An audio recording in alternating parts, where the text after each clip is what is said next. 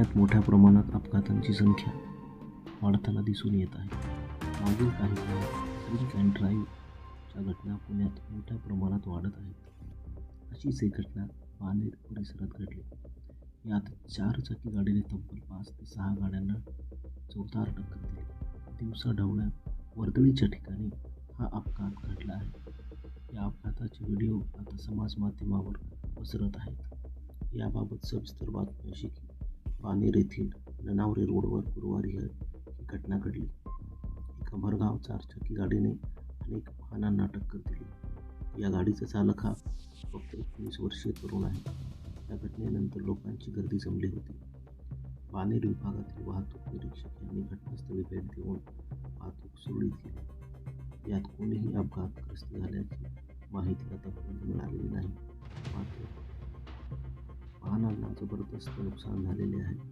याबाबत अधिक माहिती पुढील चौकशी पोलीस करत आहेत. या प्रकारच्या अधिक बातम्यांसाठी अपडेट्ससाठी चॅनलला सबस्क्राईब करा.